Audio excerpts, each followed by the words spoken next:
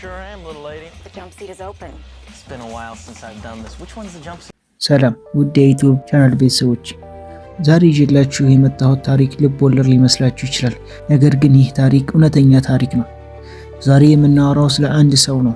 ይህ ሰው ምንም ሳይማር ዶክተር ሆኗል። ሳይሰለጥን ፓይለት ሆኗል። ዲፕሎማ ሳይኖረው ደግሞ ጠበቃ ሆኖ ሰርቷል። ይህን ሁሉ ያደረገው ደግሞ ገና በ16 ዓመቱ ነው። ስሙ ፍራንክ አባግኒል ጁኒየር ይባላል። ቪዲዮአችንን ሼር፣ ላይክ እንዲሁም ደግሞ ሰብስክራይብ በማድረግ ከቪዲዮአችን ጋር አብራችሁን ቆዩ። ፍራንክ አባግኒል ጁኒየር የተወለደው እንደ አውሮፓውያን አቆጣጠር ሚያዝያ 27 ቀን 1948 ቢሆንም ዓለምን ያናወጠው ግን ከዓመታት በኋላ ነው። ኒውዮርክ ውስጥ ብሮንክስቪል በምትባል ትንሽ ሰፈር አደገ። ቤተሰቡ ሀብታም አልነበሩም፣ ነገር ግን ደስተኛ ነበሩ። አባቱ ፍራንክ አባግኒል ሲኒየር ለልጁ ትልቅ አርአያ ነበር። አባቱ ዘወትር የሚመክረው አንድ ምክር ነበር። ፍራንክ፣ ሰዎች የሚፈርዱብህ በትምህርት ሳይሆን በልብስህ፣ በገጽታና በልበ ሙሉነትህ ነው ይለው ነበር። ይህ ቃሉ በልጁ አእምሮ ውስጥ ለዘላለም ታትሞ ቀረ። ፍራንክ 16 ዓመት ሲሞላው ግን ሁኔታው ተቀየረ። ወላጆቹ ሊፋቱ ወሰኑ። ፍርድ ቤት ቀርቦ ዳኛው ከአባቴ ጋር ነው መኖር የምትፈልገው ወይስ ከእናትህ ብሎ ሲጠይቀው ምላሽ መስጠት አቃተው። በዚያው ቅጽበት ከፍርድ ቤት ወጥቶ እንደጠፋ አልተመለሰም። ያኔ በኪሱ 200 የአሜሪካ ዶላር ብቻ ይዞ በኒውዮርክ ጎዳናዎች ለብቻው መጋፈጥ ጀመረ። ፍራንክ የኑሮው መከራ በጎዳናው ላይ መቅመስ ጀመረ።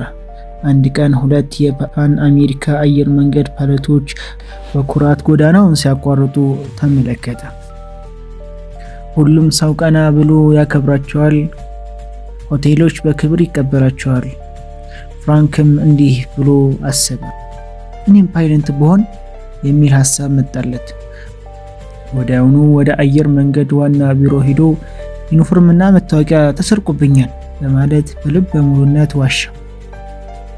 ፊቱ ላይ ምንም አይነት ፍርሃት ባለመታየቱ ሰራተኞች አዲስ ዩኒፎርም ሰጡት።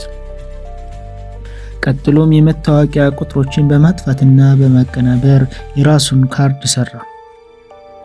ስሙን ካፒቴን ፍራንክ ታይለር ብሎ ቀየረ። ለ2 ዓመታት ፍራንክ ፓይለት መስሎ 26 ሀገራትን ጎበኘ። በነፃ በላ፣ ጠጣ፣ በክብርም አረፈ።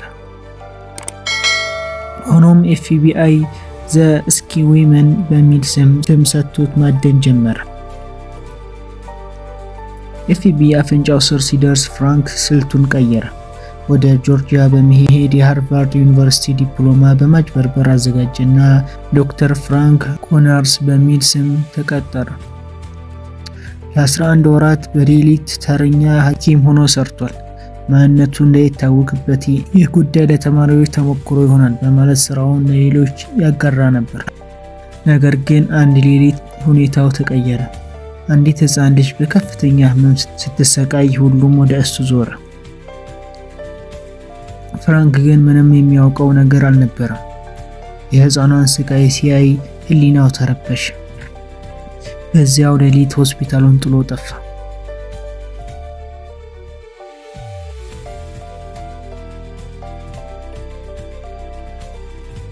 ፍራንክ ቀጥሎ ወደ ሉዊዚያና ሄደ። በዚህ ጊዜ ደግሞ ምርጫው ህግ ነበር።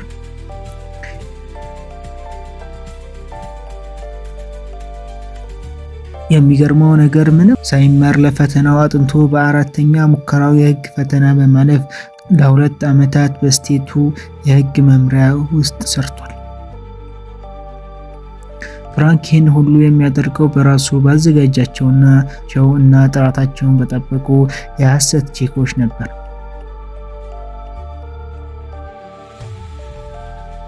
በእነዚህ ቼኮች ብቻ ከ2.5 ሚሊዮን ዶላር በላይ አሰባስቧል። ይህ በዛሬ ዋጋ ሲሰላ ከ20 ሚሊዮን ዶላር በላይ ነው። ሆኖም የውሸት መጨረሻ ውድቀት ነው።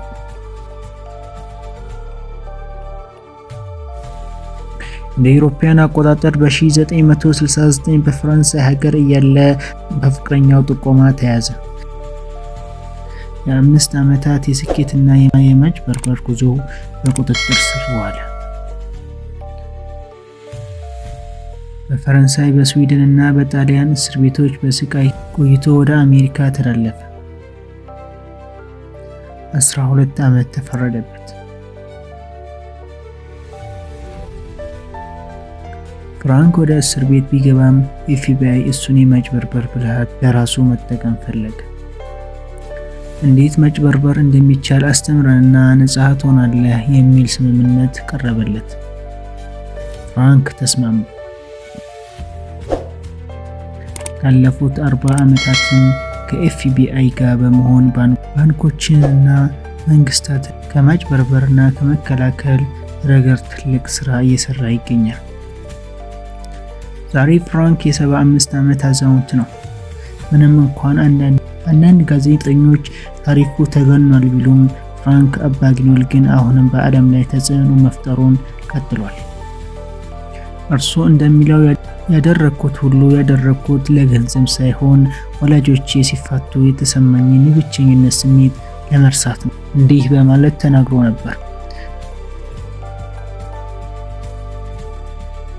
ውድ የዩቲዩብ ቻናል ቤተሰቦች የዛሬው ታሪካችን ይህን ይመስል ነበር። ሰው ልጅ ካለበት ሁኔታ ተነስቶ ዓለምን ማሳመን ይችላል። ጥያቄው ግን ችሎታውን ለምን እና ለማን እንጠቀምበታለን የሚለው ነው።